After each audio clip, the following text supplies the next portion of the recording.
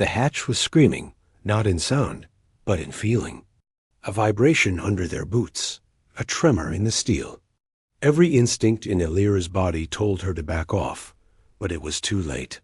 Toma had already breached the override. He stood hunched in. The flickering half-light of the corridor, sweat sliding down his brow despite the freezing interior, his hands working a rusted manual release like a man defusing a bomb he didn't fully understand. "Stop, Toma," Elira ordered, voice sharp. Over the suit comm she didn't even glance back. "It's already unlocked. It's just pressure sealed now. You said log it, scan it, move on. That's what I'm doing. I said don't touch unknown tech unless I give the go." She shot back, stepping closer. Her boots thudded against the grated floor, the echo bouncing between the narrow walls. "This whole station feels wrong. Look around you. Everything's intact. Too intact. Not a single trace of abandonment. Where's the decay? Where's the power loss? 10 years adrift, and it still has climate control running. Something's keeping this place alive. Toma didn't respond. His hands paused over the release for just a second too long. That's when Elira knew he felt it too. That pressure in the air. Like the space around them was getting smaller, thicker, something watching without. Eyes Juno's voice came through comms from the far end of the corridor. "I'm at the data spine. Captain, we've got a problem. Internal systems are online. All of them. Power routing, memory cores, environmental. But the command logs are blank. Completely. As if no one ever existed here at all. That can't be right," Elira said, scanning the walls again. The old markings on the bulkhead still bore the Earth Alliance crest, but they were clean. Like they'd been polished yesterday. Command said this was a dead relay from the war. Just data scrap and heat signatures? "Yeah, well, someone lied," Juno replied. "And we just woke it up." The hatch released with a hiss. A breath of cold air surged outward, dry and metallic. Toma stumbled back, shielding his eyes as dim blue light spilled into the corridor from the chamber beyond. Elira moved past him fast, rifle raised but steady, and stepped into the room. What she saw stopped her cold. The chamber was round and smooth, built with a technology she couldn't name. No cables, no welds. The walls were seamless, glowing faintly, with a pulse that matched her own heartbeat. In the center, suspended in a low gravitational field, was an orb. No markings. No connections. Just a floating glass-like sphere about the size of a human skull. It wasn't emitting heat, but the air in the chamber had grown warmer, thicker, like it was inhaling them. Reyes joined them a second later, panting from a sprint down the adjacent passage. "I picked up something. A signal. The second that door opened, a low-band carrier wave went active. Burst encrypted. Didn't go to EarthNet. It went outward, beyond the line. It's pinging back from deep space, past the border. Who did it call?" Elira asked. Her voice low now. Reyes looked at her with that same expression he had back on Arcade 4 when they'd found a ruin that shouldn't have existed. "I don't know, but whatever it is, it's listening now."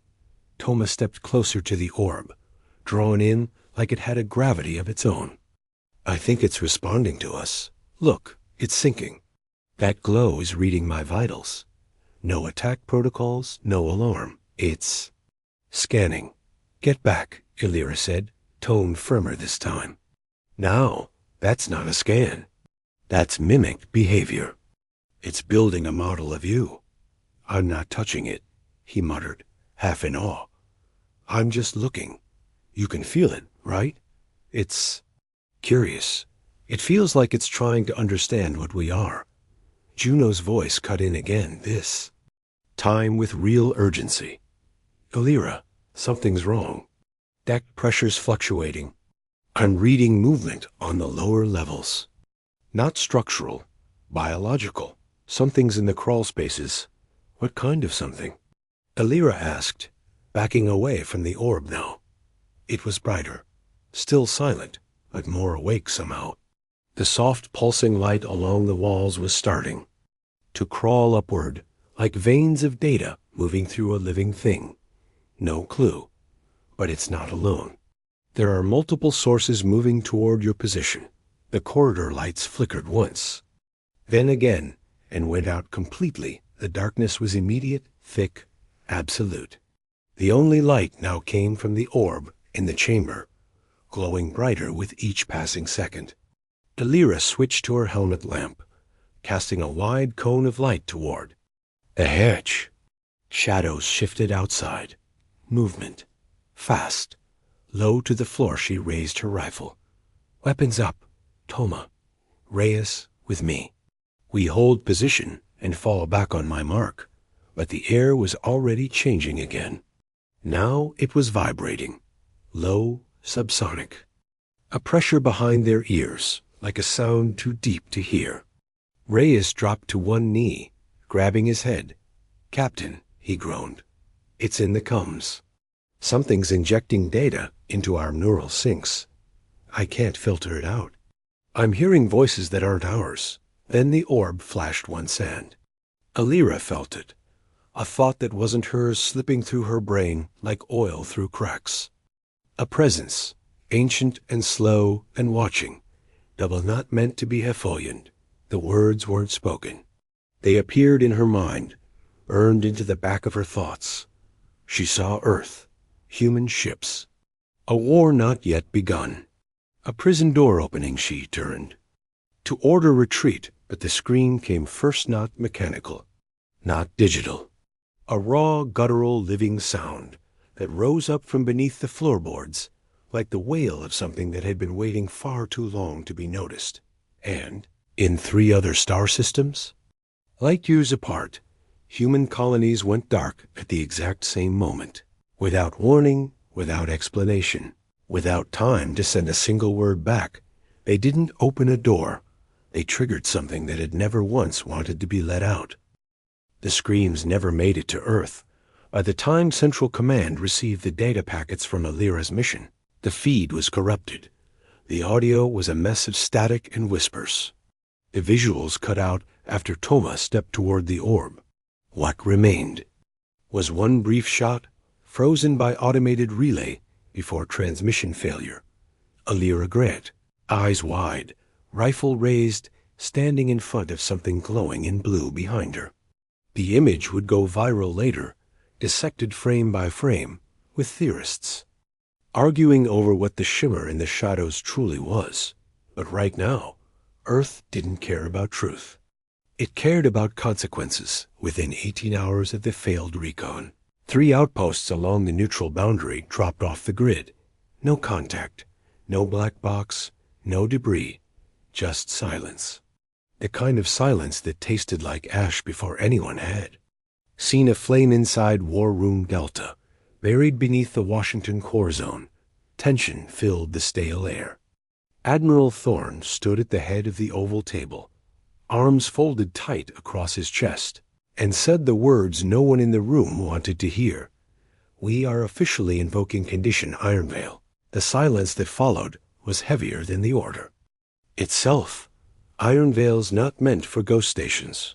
Someone muttered, "Those ghosts just took out 3 colonies without firing a shot." Thorne replied, eyes sharp and cold. "And they were coordinated.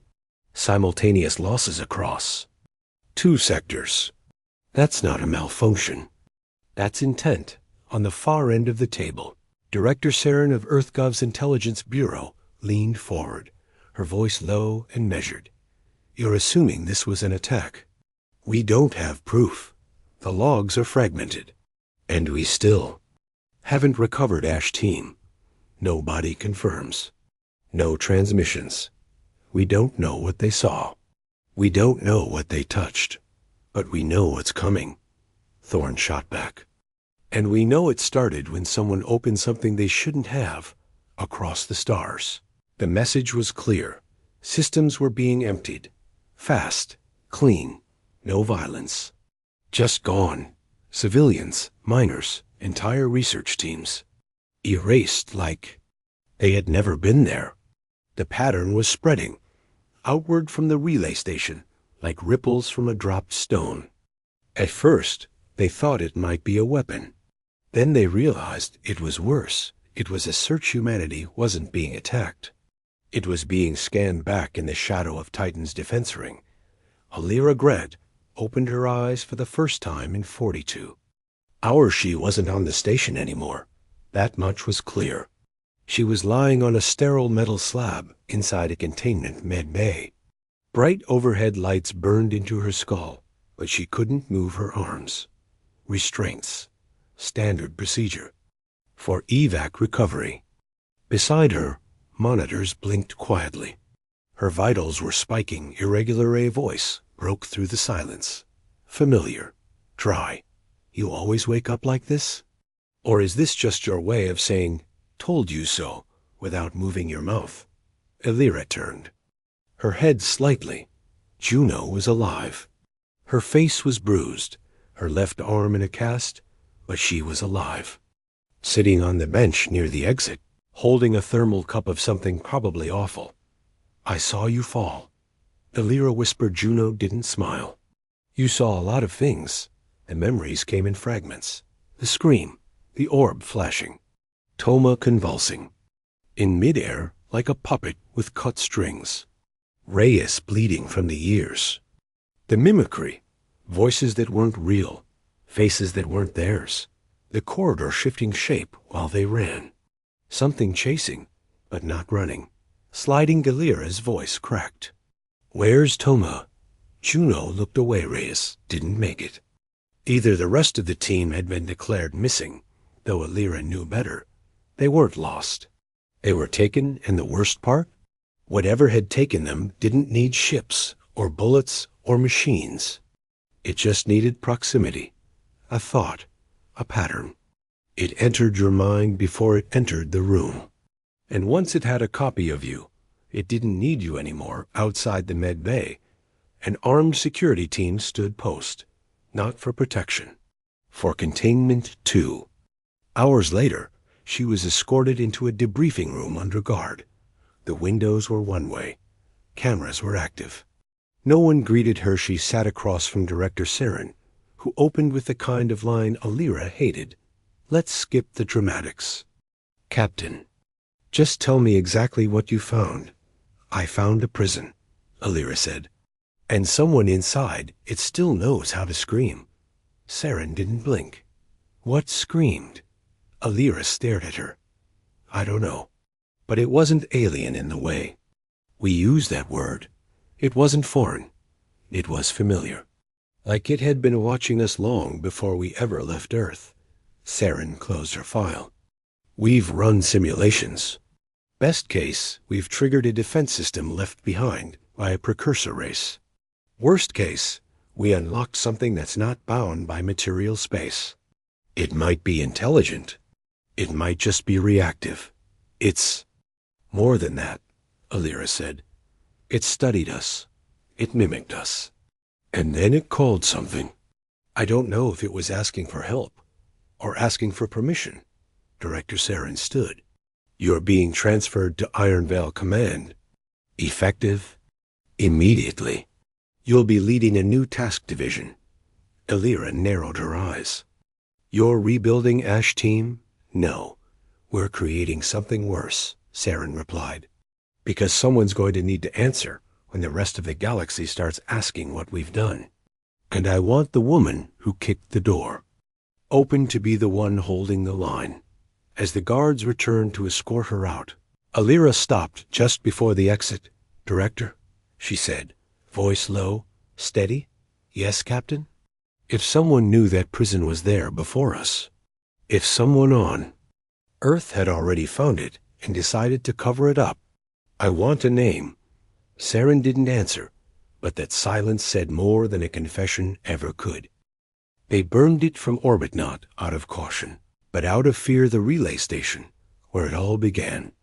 Relay 47, once a dormant tech node drifting on the edge of the neutral corridor, was now a fireball of white plasma and atomized metal, reduced to nothing by a full kinetic barrage from the Aegis 9, Earth's second-largest war cruiser. There was no ceremony, no warning, just a classified strike order and a burst of violence that lit up the darkness like a funeral pyre butt. Alira knew better. You don't kill an infection by torching the needle that pricked you 2 months had passed since the event, and Earth was still bleeding information. Entire satellites had gone quiet. Research posts in fringe zones were being found hollowed out, their systems wiped, the personnel simply ... gone. No corpses, no distress beacons. Just signs that someone had moved through and erased everything that made the people human. Their files, their identities, their thoughts. It wasn't death.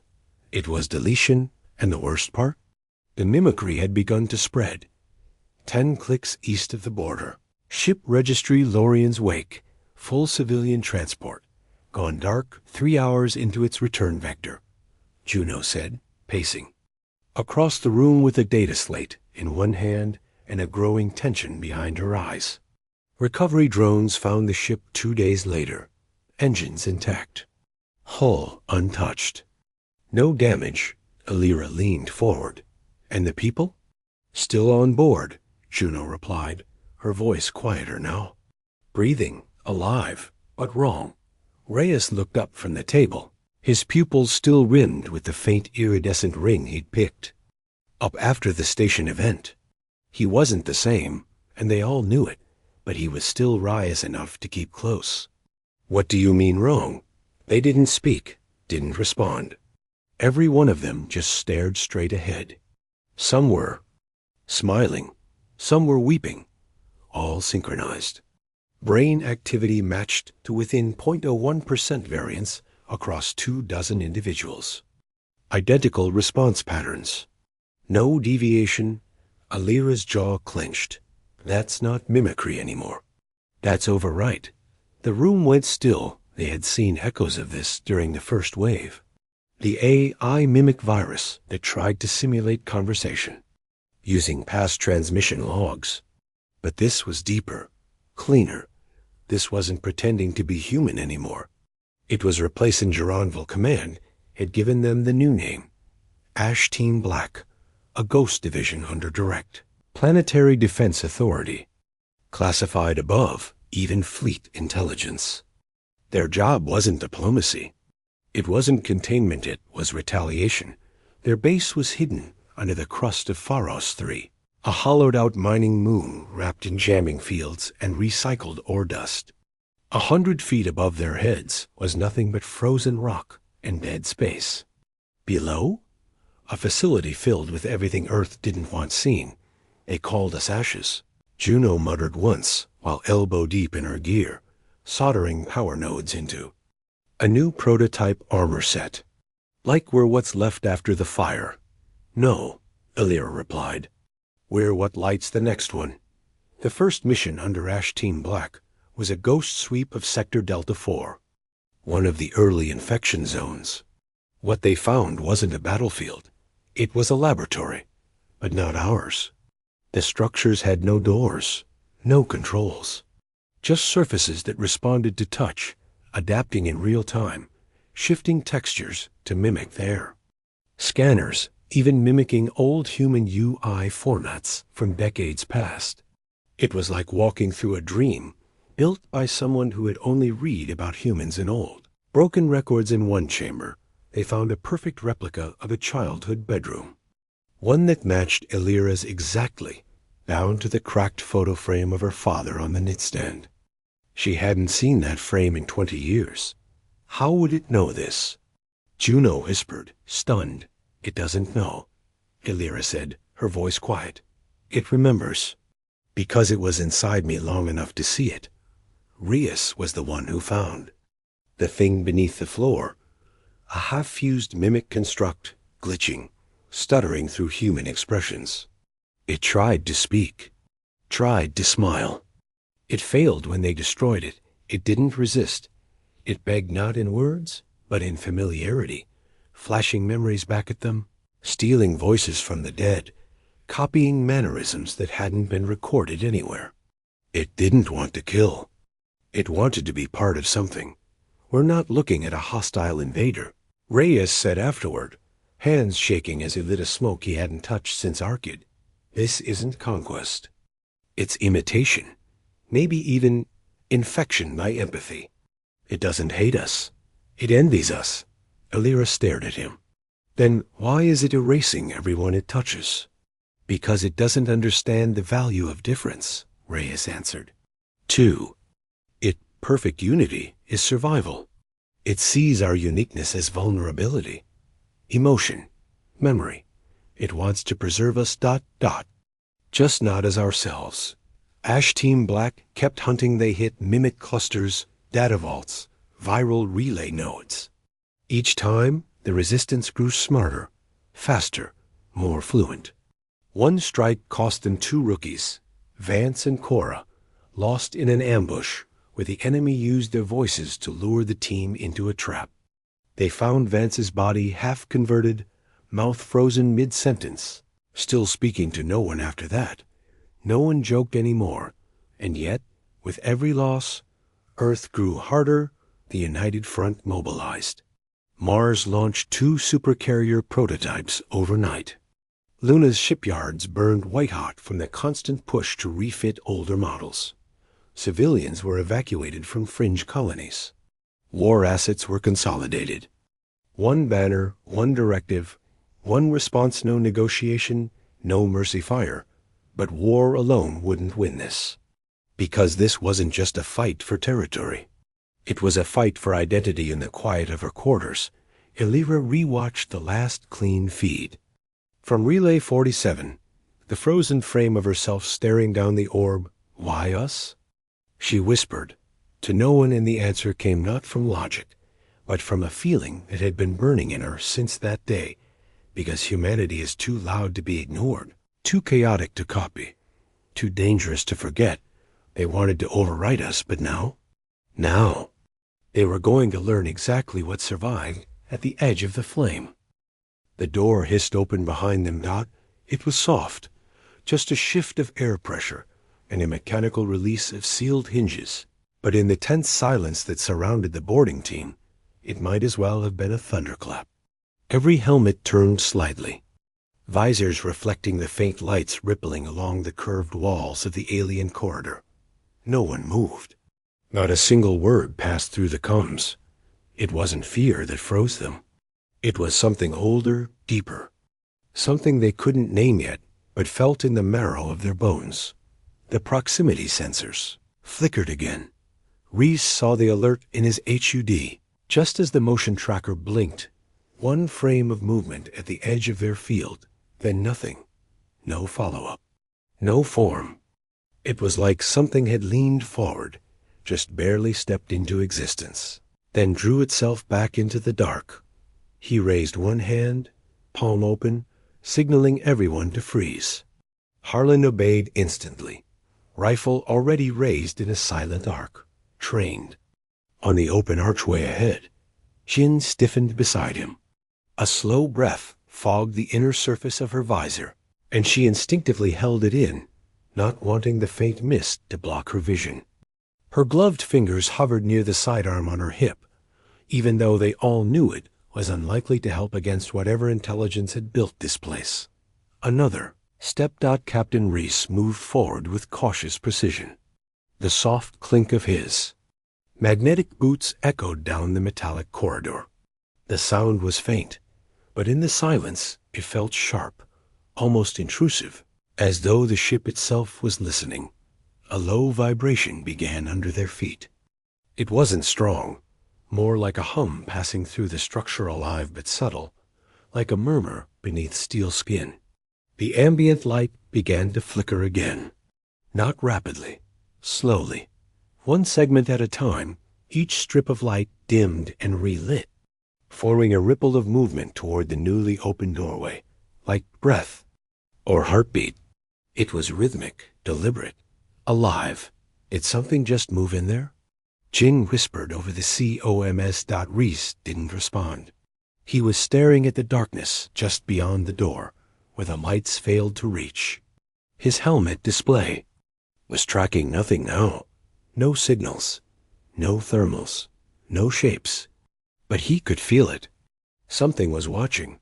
"Sir," Harlan said, voice low. Motion confirmed. Right side, low to the floor. Something crawled or slithered. But it didn't trigger the field again. It's like it knew how to pass without tripping the sensors this time. The idea chilled them. Something learning from the comms. The bridge officer's voice cut through again. But this time there was an edge to it, a background distortion that made the words uneven. Captain ...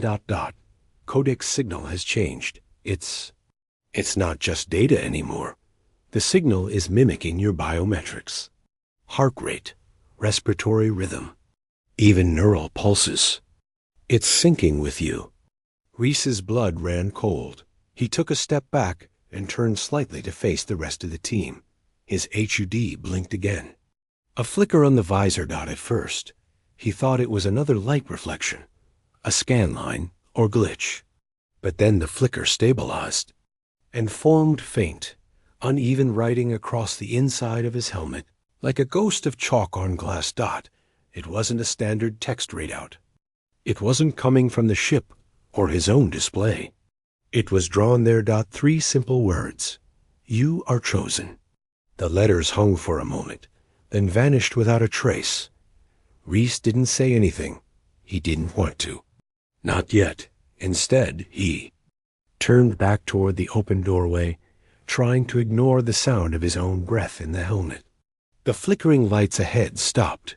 Something was waiting in that blackness. Not rushing. Not hostile in the conventional sense. Just ... patient. Jin stepped closer behind him. There's a pressure change, she said quietly. I feel it in my ears. Something just opened on the other side of the bulkhead. The humming under there. Boots rose a notch. In the silence. Harlan activated the scout drone. It rose from his shoulder slot with a low mechanical buzz and floated ahead, gliding toward the doorway on a cushion of magnetic levitation. Its lights pierced the darkness. In front of them for a few feet, but the feed on Reese's HUD came back blurry. Drone's vision is degraded, Harlan muttered. Something's interfering with optical sensors. It's like static, but ... deeper, like the drone is looking through water. As the drone passed through the threshold, its feed spiked once, then cut. Signal lost, Jin reported immediately. Drone is offline. And then, almost at the exact same moment, the wall to their right lit up ... not with lights, with symbols ... thin, glowing runes or glyphs snaking across the wall like veins. The lines pulsed softly, in time with something, and they were changing, shifting and form twisting into recognizable patterns. Words, not in English, not at first. But then slowly, unnaturally, the forms twisted again, and their meaning became unmistakable. Reese read it aloud without meaning to. It is awake. Jin shuddered. What is? No one had an answer. They were standing on the edge of something vast. Not just a... The lights in the corridor started flickering again.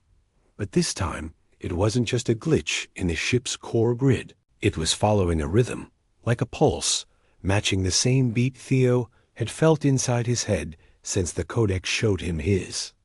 Future reflection. The further they moved from the chamber, the tighter the hallways began to feel, as if the ship was shrinking from the inside, deliberately pressing in. Behind them, the sound of something large scraping against the hull made. Everyone stopped, and for a moment, no one breathed, waiting for it to repeat. It didn't, but that was worse than if it had. Lieutenant Harrow turned slowly, her hand on the grip of her holstered weapon, not drawing it yet, but her fingers were twitching. We're not alone in this corridor, she said quietly, her voice dry, like her throat was fighting against dread. No one argued. Theo just nodded, clutching the data core tighter to his chest, the object still warm like it was alive. Even though it was made of black alloy, it pulsed faintly under his arms, as if sensing something coming closer. "You feel that?" Ramos whispered, turning to the nearest wall and placing his hand against it. Vibrations climbing. "Something's moving beneath the panels." "It's not beneath," Theo said slowly, eyes narrowing toward the corner where ceiling met wall, the shadows bending unnaturally, warping like oil in water. "It's above us now, the moment he said it." The overhead lights surged, every bulb flashing white for a second, and a long, wet-dragging sound came from the ceiling vents. Something slick and heavy slithering just beyond sight. They all looked up, weapons drawn now, breath held, feet planted, but nothing dropped down. Then the emergency bulkhead in front of them started to lower, slow but deliberate, cutting off the only path toward the main hangar. Ramos lunged forward, sliding under it just in time before it sealed with a thud. Harrow and Theo weren't fast enough. "Shit!" Harrow cursed, pounding the door. "Ramos! Find another terminal. Reroute this fast." Through the thick glass panel, Ramos was already sprinting down the corridor alone, the red warning strobes casting jagged shadows across his face as he turned a corner and vanished from view. Now it was just the two of them, and something in the vents above Theo didn't speak.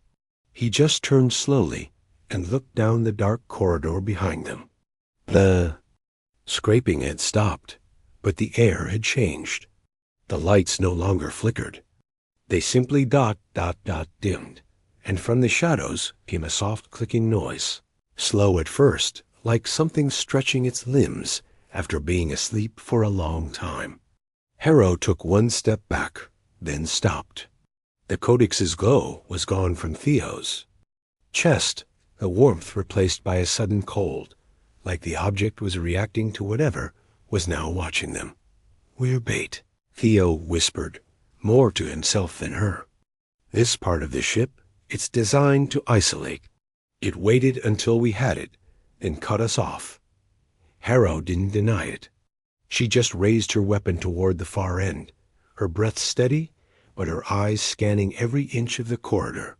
Then, "We're not running anymore," she said. "Let it come." And it did. From the shadows stepped a figure. Not large, not monstrous, but wrong. Its outline shimmered, as if reality was unsure what shape to give it. Limbs too long, head too still, and the worst part was its silence. It made no sound, not even when it moved. Theo's grip on the data core tightened as the codex inside. It pulsed once, then went completely cold. The ship wasn't just alive anymore. It was aware.